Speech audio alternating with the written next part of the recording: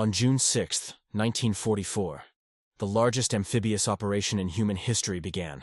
More than 150,000 soldiers landed on the coast of Normandy, opening the Second Front in Europe and beginning the liberation of the continent from Nazi occupation.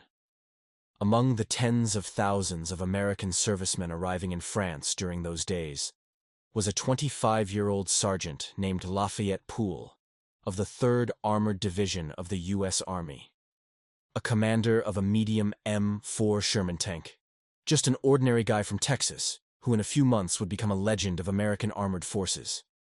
For 81 days of continuous combat, from late June through September 19, 1944, Poole's crew would fight their way from the Normandy beaches across all of France to the Belgian border. They would destroy 258 units of enemy equipment, including 12 German tanks in direct tank versus tank duels. This record would remain unmatched for American tankers throughout all subsequent decades and remains so to this day.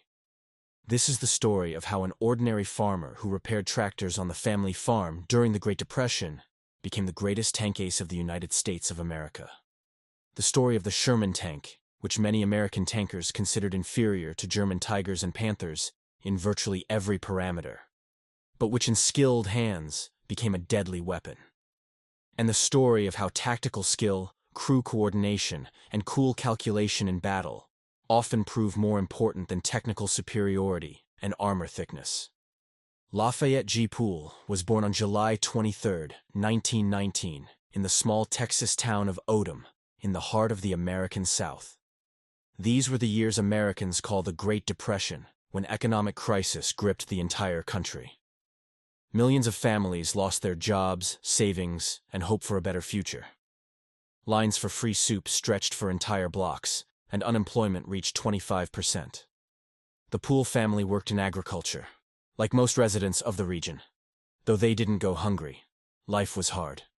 Every dollar had to be counted, every purchase carefully considered. Young Lafayette learned to work with machinery early on. Things were constantly breaking on the farm. Tractors, plows, combines, irrigation pumps. There was no money to hire mechanics, so they had to fix things themselves. The boy took apart engines, changed parts, learned to understand how mechanisms worked, how to find a problem and fix it. This skill, acquired on a Texas farm, would prove vital a few years later in the armored forces. Understanding your machine often meant the difference between life and death. In school, Lafayette didn't particularly stand out among his peers. An average student without outstanding achievements, but without failures either. He played linebacker for the school football team, valued not for speed or agility, but for persistence and willingness to make any tackle. Teachers remembered him as a quiet, calm guy who didn't create problems, completed assignments, and never complained about difficulties. An ordinary teenager from a small town, like thousands across America, with ordinary dreams of something bigger than small-town life. Though what exactly that something bigger was, he himself didn't really understand. Everything changed on December 7, 1941. Japanese bombers and torpedo planes attacked the American naval base at Pearl Harbor in the Hawaiian Islands. In 2 hours of raids, 8 battleships, 3 cruisers, and 4 destroyers were sunk or seriously damaged. Hundreds of aircraft were destroyed. More than 2,000 American servicemen and civilians were killed. The next day, President Franklin Roosevelt addressed Congress with a speech. He called December 7th a day of infamy.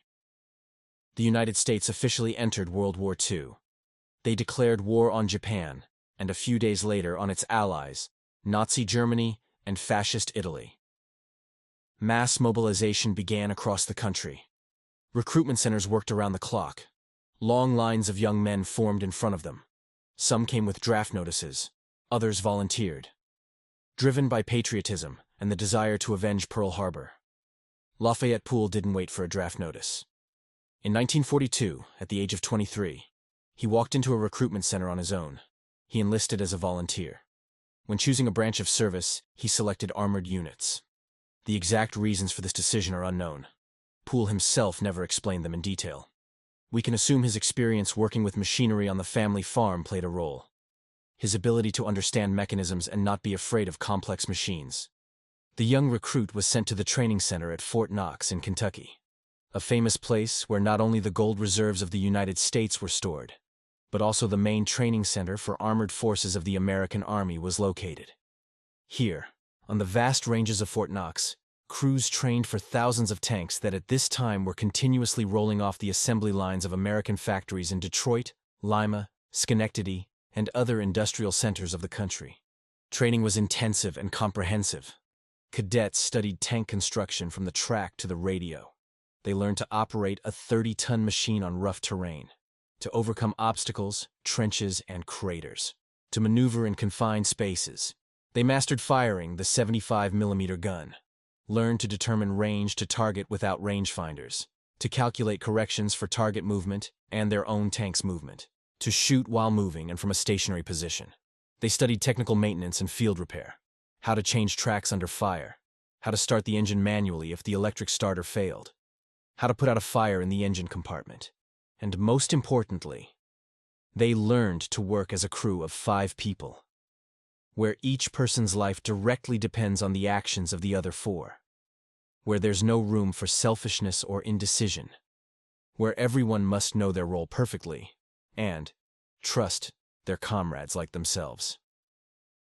It was here, on the ranges at Fort Knox, that Lafayette Poole first saw and studied the tank that would become his combat vehicle, his home for 81 days and nearly his coffin. The medium tank M4, better known as the Sherman. This machine, named after Union Army General William Tecumseh Sherman from the Civil War era, evoked mixed feelings among American tankers. A mixture of appreciation and disappointment, hope and fear. On one hand, the Sherman had serious flaws that became obvious when compared to the best German tanks. Its frontal armor, 50 to 75 millimeters thick, could be penetrated by German anti-tank guns at long distances, especially the famous 88mm guns, which were originally created as anti-aircraft weapons but proved exceptionally effective against tanks. Its own 75mm M3 gun was sufficiently effective against German light and medium tanks, like the Panzer III and Panzer IV. But it had great difficulty penetrating the thick armor of heavy Tigers and medium Panthers, especially in frontal profile, where you had to shoot at almost point-blank range. The Sherman was tall, almost 3 meters in height, which made it a highly visible target in open terrain, and most frighteningly, the tank caught fire easily when hit by a shell. Especially early models with gasoline engines and dry ammunition storage, when shells were stored without protection from water or antifreeze, leading to rapid detonation of the ammunition load when the armor was penetrated.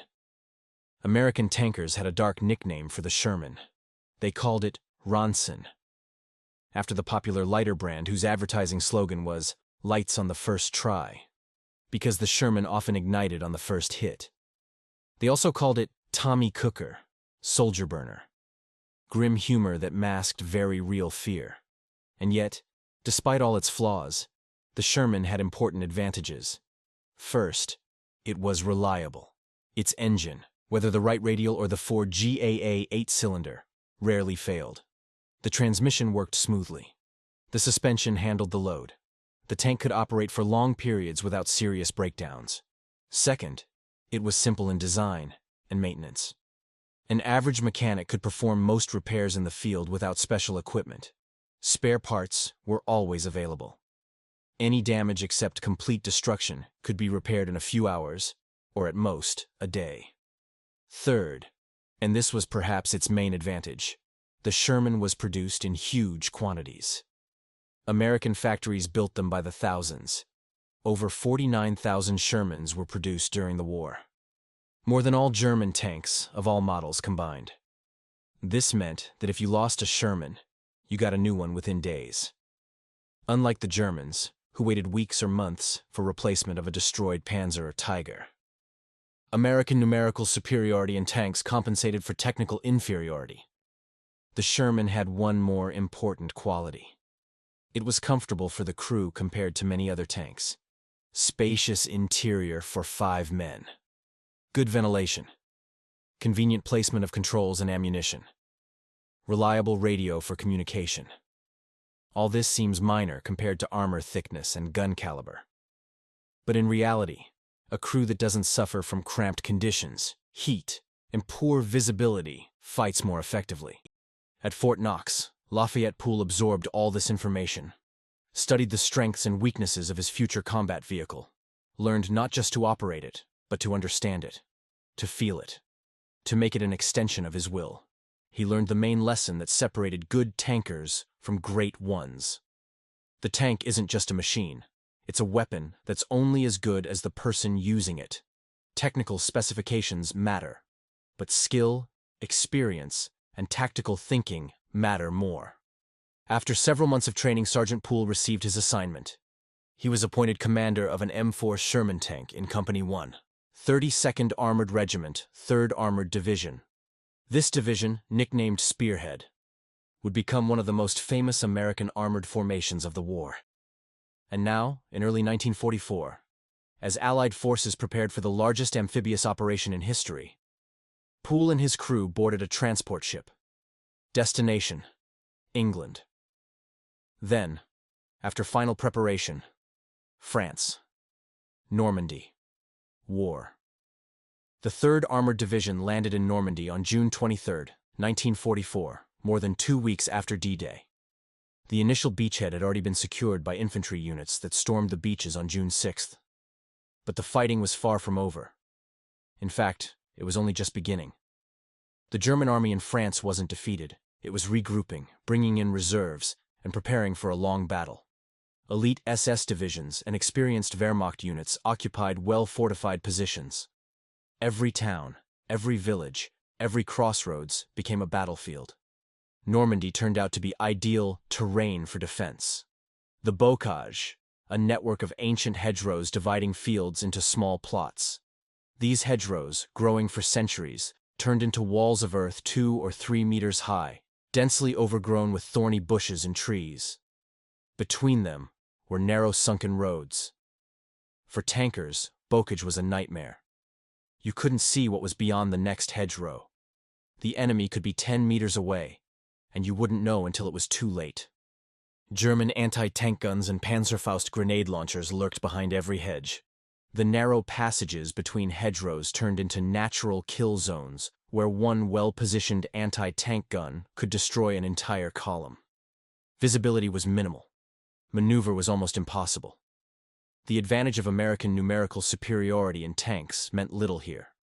You couldn't deploy multiple tanks for coordinated attack. Usually you moved in single file along narrow paths, and the lead tank became a target. Sergeant Poole and his crew received their first Sherman. Every tank commander named his vehicle. It was tradition, superstition, and a way to personalize a machine you might die in. Poole chose a strange name by military standards. In the Mood. This was the title of a popular Glenn Miller swing composition. Big band music that played in clubs and on the radio. A joyful, energetic melody that symbolized pre-war America. Peace, youth, dances. Everything that was so different from war. Why Poole chose this name, he never explained. Perhaps it was his way of maintaining connection with home, with normal life. Or maybe just a love for that melody. Or dark humor, going into battle, in the mood. We don't know. But this name would become legendary. Poole's crew consisted of 5 people. In addition to the commander himself, there was a driver, bow machine gunner, gunner, and loader. Each had their clearly defined role. But Poole quickly established one rule. Everyone should know everyone else's role. If someone is wounded or killed, another must instantly take their place. They trained constantly. Even between battles, when there was an opportunity to rest, Poole made the crew practice.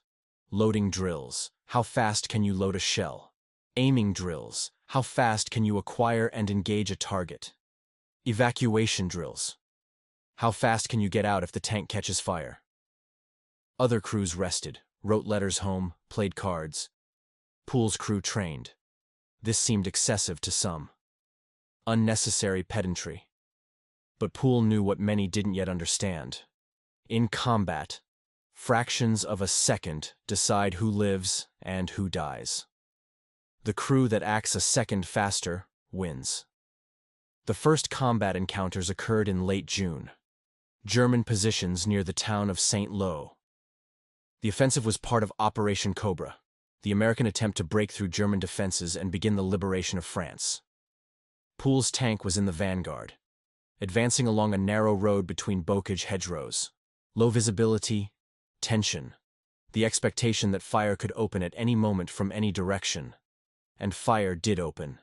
A German anti-tank gun concealed behind a hedgerow fired at the lead American tank. Armor-piercing shell. Penetration. The tank instantly caught fire. The crew tried to evacuate, but not everyone managed to get out. The burning tank blocked the road. The column stopped. This was the classic German tactic in bocage.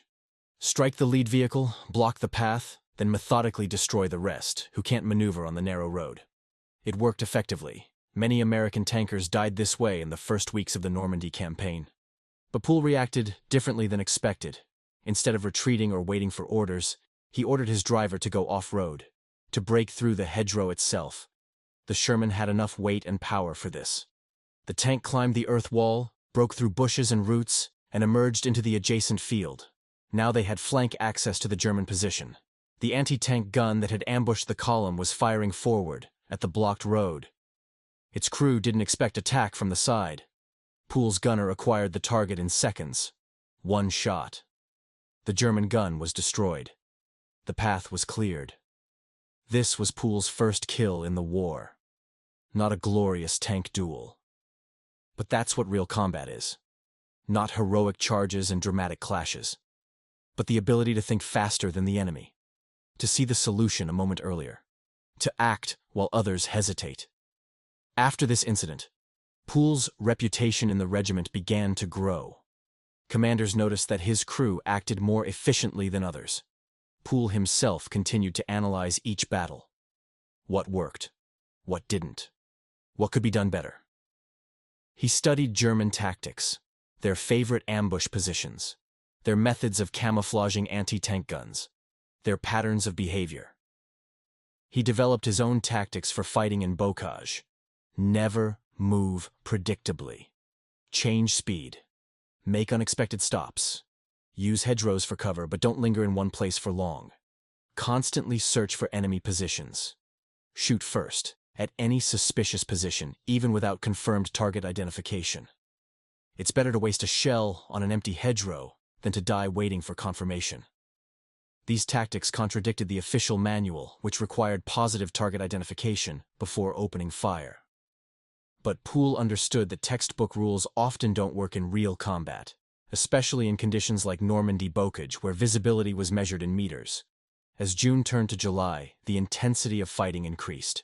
German forces resisted fiercely. Every kilometer of advance cost lives. Burnt tanks, destroyed vehicles, dead soldiers. This became the landscape of liberated France. Poole's Sherman was damaged several times. Shell fragments, machine gun bullet impacts. Once, a shell ricocheted off the turret, leaving a deep groove but not penetrating. Pure luck. A few centimeters different in angle, and the result would have been completely different. But the tank remained operational, and the crew remained alive. And that was the most important thing. In war, success isn't measured by heroic feats. It's measured by survival and completion of mission. Poole and his crew did both. By mid-July, In the Mood had 12 confirmed kills. Several German armored vehicles, 2 Panzer IV medium tanks, anti-tank guns, half-tracks, trucks with troops and ammunition. Each entry in the combat log confirmed by witnesses and documented. But more importantly, Poole was developing his unique combat style, his tactical signature, which would later be analyzed in military academies, the combination of aggression and caution, boldness in decision-making, and prudence in execution. The ability to attack decisively when opportunity presented itself, but never take unjustified risks. One episode from this period is particularly characteristic. A German Panther tank appeared in a village. The Panther was significantly superior to the Sherman in all parameters. thicker frontal armor that the Sherman's 75mm gun could barely penetrate. A more powerful, long-barreled 75mm gun that could destroy a Sherman at distances where the Sherman couldn't even respond. Standard American tactics against Panthers involved numerical attacks. 3 or 4 Shermans attacking simultaneously from different directions. While the Panther dealt with one, others would try to hit it in the weaker side or rear armor. This worked, but cost lives. Someone had to be the decoy that drew fire. Poole chose a different approach. He studied the Panther's position, understood that it couldn't maneuver. The street was too narrow. Maneuvered his Sherman so that it was hidden behind a stone building. Only the gun barrel protruded around the corner. Minimum exposure of his own tank. Then he waited. Not shooting first. Not revealing his position. Just waited. With a gun aimed at the point where he predicted the Panther would appear. Absolute concentration. Cold calculation. Patience. The Panther began to move. Its massive hull emerged from cover. 1 second. 2 seconds. The German commander hadn't yet seen the Sherman hidden around the corner, but Poole's gunner had already acquired the target. Fire. The shell struck the Panther in the side at minimum range, where even the Sherman's gun could penetrate. Turret traverse mechanism damaged. The Panther stopped, unable to aim its gun. Second shot, in the same place. Third, at the lower hull, where ammunition was stored. The Panther caught fire. Its crew evacuated. Poole's Sherman didn't receive a single hit. Not because of luck, because of tactics, because of patience, because of the commander's ability to create a situation where his tank's weaknesses didn't matter, and advantages could be fully realized. This incident was witnessed by other American tankers. The story spread through the regiment. Poole who outsmarted a Panther, who defeated superior enemy equipment through tactical skill. This raised morale, showed that the Sherman wasn't hopeless, that you could win if you fought smart, not just fought. By late July, Operation Cobra achieved its goal. American forces broke through German defenses. The front began to move. Static battles in Normandy hedgerows gave way to mobile warfare across French roads. The nature of combat changed, and new challenges required new solutions. Early August, 1944. After breaking German defenses at Saint-Lô, Allied forces began rapid advance through France. The 3rd Armored Division was in the vanguard. Spearhead of the offensive, as its nickname suggested. This was a different war from Normandy.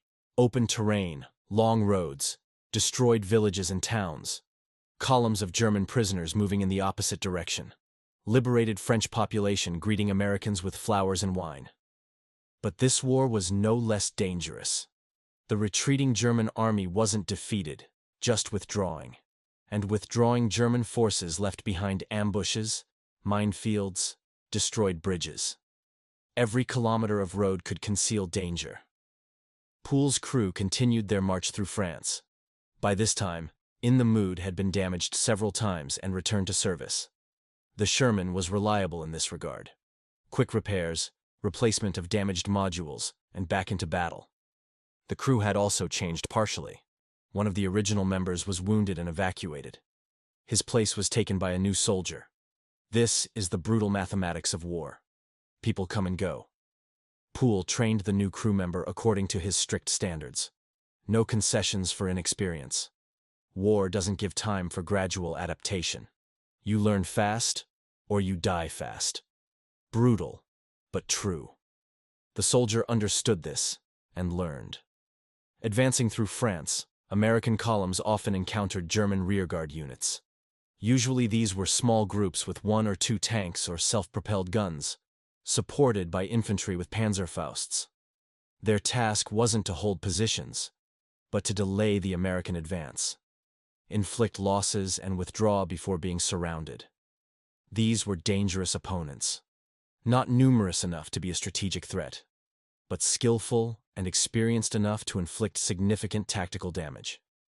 They knew the terrain, knew where to set up ambushes, knew how to retreat quickly after attacking. Poole developed tactics for dealing with such groups. The key was not to fall into their pattern. They expected American columns to move along main roads and set up ambushes there.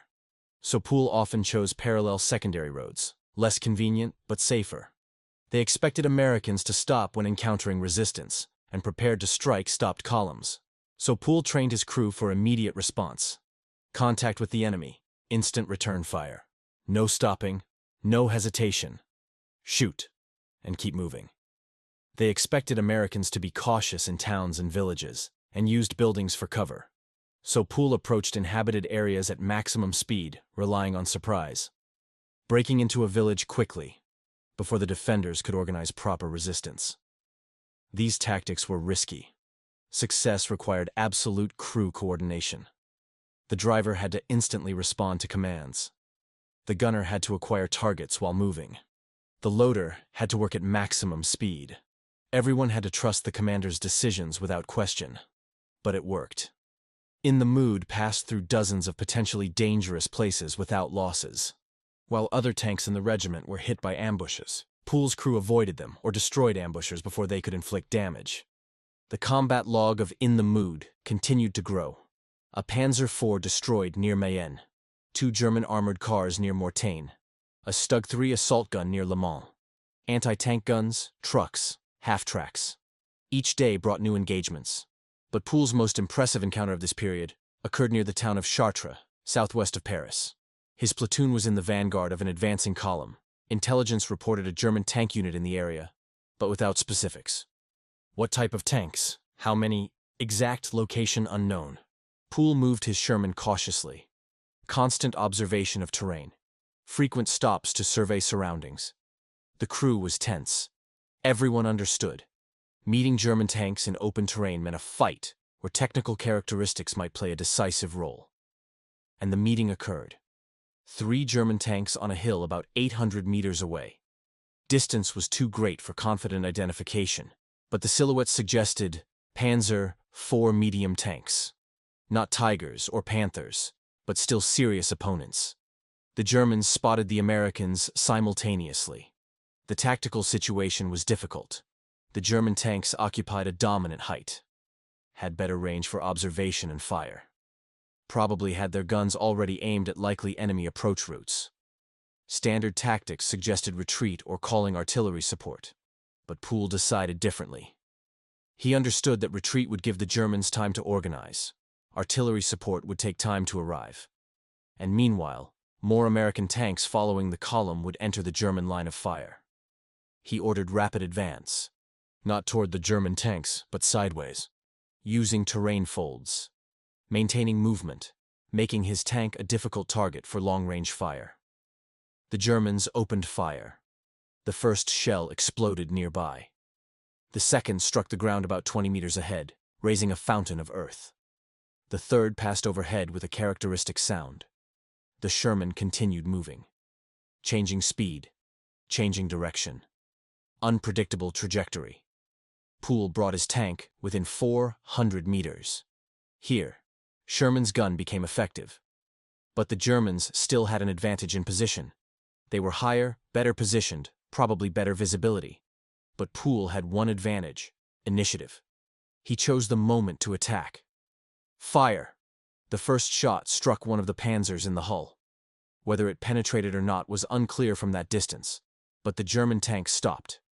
Second shot, at the second tank. Miss. The shell exploded behind the target, but this forced the German crew to maneuver, breaking their aimed fire. Poole's gunner adjusted.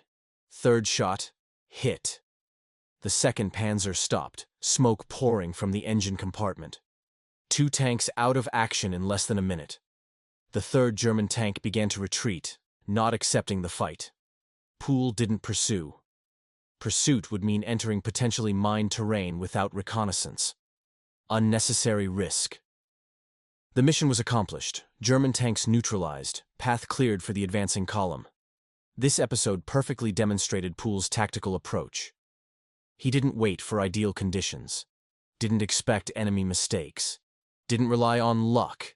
He created favorable conditions himself, through movement, through aggressive action, through crew skill.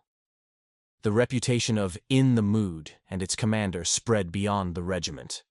Other units of the division knew that Sergeant Poole's tank was reliable support, that if things got tough, Poole would find a way, that his crew was worth 3 or 4 ordinary crews. This created an unusual effect. Psychologically, soldiers felt more confident if Poole's Sherman was nearby.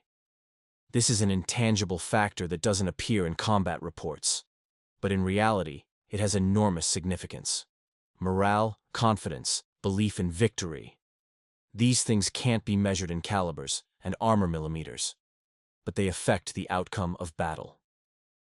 In mid-August, Allied forces approached Paris. The French capital was still occupied, but liberation was imminent. French resistance forces rose up inside the city. Street battles began. German garrison prepared for defense. The 3rd Armored Division didn't participate in the liberation of Paris itself. This honor was given to the French 2nd Armored Division under General Leclerc. France should be liberated by French soldiers. But the American 3rd Armored bypassed Paris from the north, continuing the pursuit of retreating German forces. The strategic goal wasn't liberating cities, but destroying the German army. Cities could be freed later. The enemy had to be destroyed now, while disorganized and retreating. Poole's Sherman continued moving east, toward Belgium, toward the German border, toward new battles. The combat log of In the Mood already exceeded 100 confirmed kills, more than any other Sherman in the division, probably more than any other in the entire American army in Europe at that time. But Poole didn't think about records, didn't count victories for glory. Each entry in the combat log was a destroyed enemy unit that wouldn't kill his comrades. Each destroyed tank or anti-tank gun saved American lives. That was the only important metric. Late August. The column halted for refueling and ammunition resupply. Brief rest. Hot food for the first time in days. A chance to wash, change clothes, write a letter home. Poole's crew used this time for tank maintenance, checking the engine, transmission, suspension, cleaning the gun, restocking ammunition, making sure everything worked perfectly. Because they knew. Tomorrow they'd be back in battle. And there, every technical malfunction could cost lives. The war continued. France was almost liberated, but Belgium still lay ahead. And behind Belgium, Germany itself. The road to victory was still long. And for Lafayette Poole and his crew, their most intense battles were still to come. Those 81 days of continuous combat would end only on September 19th. And until then, every day brought new challenges, new enemies, new tests. Early September 1944. Allied forces entered Belgium. The German army continued to retreat eastward, toward its own borders. But even in retreat, Wehrmacht remained a dangerous opponent, especially when circumstances forced it to accept battle. One such place was the Belgian city of Mons. Here, near the French-Belgian border, retreating German units concentrated, attempting to organize defense. Mons held strategic importance, an important road junction. Controlling the city meant controlling movement routes in the region. The 3rd Armored Division received orders to take Mons and destroy German forces there. Intelligence reported a significant concentration of enemy troops, several infantry battalions, armored vehicles, artillery. The exact numbers were unknown, but it was clear. This would be a serious battle. Sergeant Poole's Sherman was in the vanguard as usual.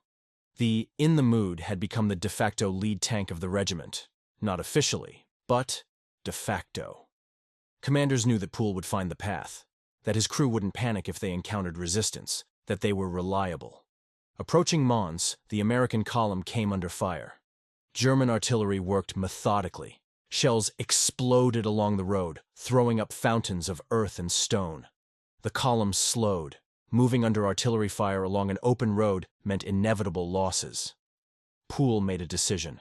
Instead of waiting for artillery support or orders from command, he turned his Sherman off the road, across country, through fields and groves, bypassing the artillery kill zone. Several other tanks followed him. This was a risky maneuver. Moving off-road meant slower speed, risk of mechanical breakdown, possibility of mines. But it also meant exiting the enemy's aimed fire zone. Poole assessed that the risk was justified. The small group of Shermans, led by In the Mood, bypassed the German positions and emerged on the road behind them. Now the Germans faced fire from an unexpected direction. Their artillery, positioned to fire forward at the main American forces, couldn't quickly reorient. Poole's group attacked the artillery positions. Rapid advance, fire on the move. No time for precise aiming, just suppression, just creating chaos in enemy positions. German artillerymen had no means of defense against tanks at close range. Some tried to fight. Others fled. But in just minutes, an entire artillery battery was destroyed or captured. The artillery fire that had stopped the American advance ceased. This opened the path for the main forces. American tanks and infantry entered Mons and street fighting began. Brutal urban combat where every building could conceal enemies, where every corner could hide an anti-tank gun or a soldier with a Panzerfaust. Urban combat was perhaps the most dangerous type of fighting for tanks. Limited maneuver, short engagement ranges where armor advantages didn't matter, many concealment positions for the enemy, the risk of being hit from above, from windows, from roofs. Poole fought in the city with the same tactical discipline he maintained in open terrain. Never stop. Constant movement. Don't give the enemy time to aim. Shoot preemptively at any suspicious position. Stay close to supporting infantry, who could clear buildings. During the battle for Mons, In the Mood destroyed 3 more German tanks, 2 Panzer IVs and 1 Stu G3 assault gun. All at close range, in narrow city streets where tactical maneuvering mattered more than technical specifications. One duel was particularly tense. A German tank at a crossroads. Poole's Sherman approached from a side street. Neither commander saw the other until the last moment. Both tanks were about 50 meters apart. At such distance, both guns could penetrate any armor. Who would shoot first would win. Everything depended on crew coordination, on the speed of the gunner's reaction, on the loader's speed, on fractions of a second. Poole's gunner was a fraction faster. 1 shot. Penetration. The German tank stopped, smoke pouring from hatches. Poole's Sherman didn't receive a single hit, because a fraction of a second decided everything. The battle for Mons lasted 2 days. When it ended, hundreds of German soldiers were taken prisoner. Many units were destroyed or scattered. The strategic road junction passed into American control. For the 3rd Armored Division, this was an important victory. For Lafayette Poole personally, another confirmation that his tactics worked. That skill could overcome numerical and technical superiority of the enemy. The combat log of In the Mood now exceeded 200 confirmed kills. This was a phenomenal result. No other Sherman in the European theater had achieved such numbers. Poole became a legend, not only in his regiment, but throughout the division. But for Poole himself, this wasn't about records or glory. It was about survival, about protecting his crew, about completing the mission. Every destroyed enemy vehicle was one less threat to his brothers in arms. After Mons, the 3rd Armored Division continued advancing toward the German border. Resistance weakened. The German army was disorganized and demoralized. Many units surrendered without a fight. It seemed the war might end soon. But Poole understood that the most dangerous battles were still ahead. Because cornered enemies fight most fiercely. And approaching Germany meant the Germans would fight for their homeland. This changed everything. September 19th, 1944. This date would end Lafayette Poole's combat path. But that morning, no one knew it yet. It was just another day of war. Another march. Another mission. The task was simple. Reconnaissance in force. Determine enemy positions in the area near the Belgian-German border. Avoid major engagements if possible. Report enemy force composition. Poole's Sherman was in the reconnaissance group. Several tanks advancing along a narrow road. Wooded area. Limited visibility. Tense situation. Everyone understood. If the Germans set up an ambush here, it would be difficult to respond. And the ambush happened. But not the kind they expected. Not anti-tank guns. Not infantry with Panzerfausts. A German minefield. Several advanced anti-tank mines, probably laid the night before. The lead Sherman hit a mine. A powerful explosion. The tank stopped. Track broken. The crew began evacuation. The tank was immobilized but hadn't caught fire. Poole's Sherman was second in column. Standard procedure: bypass the damaged tank and continue the mission. But Poole saw that the disabled tank's crew was exposed. If German infantry was nearby, they could be killed during evacuation. He ordered his driver to position his Sherman to cover the evacuation, placing his own tank between potentially dangerous positions and the disabled tank's crew. Risky decision. But for Poole, protecting comrades was always the priority. At that moment, a second mine exploded, right under In the Mood. The explosion was more powerful than the first. The mine struck the most vulnerable spot, the bottom of the hull, where armor was thinnest. The explosion tore through the bottom of the tank. Hot gases and fragments burst inside. Lafayette Poole was seriously wounded, both legs injured. One so severely that it would later be amputated. Other crew members were also wounded, though less severely. The tank didn't catch fire. That was fortunate. Fire was the worst thing that could happen to a tank crew, but the explosion made the Sherman immobilized and unable to fight. Poole gave his last orders as commander. Evacuation, covering positions, call for support. Then, lost consciousness from blood loss and shock. Medics arrived, evacuated the wounded. Poole was rushed to a field hospital, then to a base hospital in France, then to England, then to the United States. When he regained consciousness in the hospital, the first thing he asked was about his crew. All survived. All would recover. That was most important to him. 81 days, from June 27th to September 19th, 1944. Not a single day of rest, not a single day without contact with the enemy. 258 documented destroyed units of enemy equipment, 12 tanks destroyed in direct duels, 3 Shermans he fought in, 2 knocked out under him. 1 survived, but commander wounded. That was his war. Short by overall war standards, but incredibly intense, incredibly effective, incredibly dangerous. Lafayette Poole would never return to combat. His wound ended his military career, but his contribution to victory was enormous. His tactics would be studied. His example would inspire. His record would remain unmatched. November 1944. Lafayette Poole was in an American military hospital. The doctors did everything possible, but one leg couldn't be saved. Too much damage from the mine explosion. Amputation was the only option for survival. For a 25-year-old man, this was a harsh sentence. The end of his normal physical life. The need to adapt to disability, to learn to walk with a prosthetic, to accept that many things he did before would now be impossible or much more difficult. But Poole faced this challenge the same way he faced everything in life, with calm determination, without complaints or self-pity. It is what it is. Can't be changed. Must be dealt with. Simple and pragmatic approach that had always characterized him. While Poole was recovering in the hospital, the war continued. American forces crossed the German border, fought in German cities. The end of the Third Reich was inevitable, just a matter of time. News reached Poole about what was happening with his unit. The 3rd Armored Division continued fighting.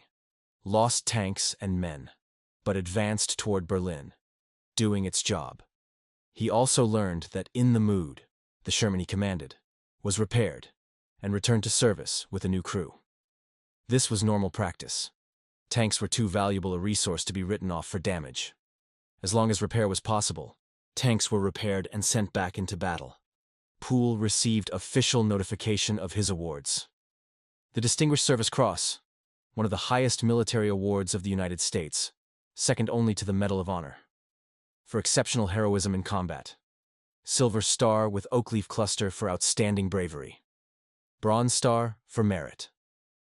Purple Heart for wounds received in battle with the enemy. Numerous other awards, commendations, and certificates. But the most valuable award for him was respect from his comrades.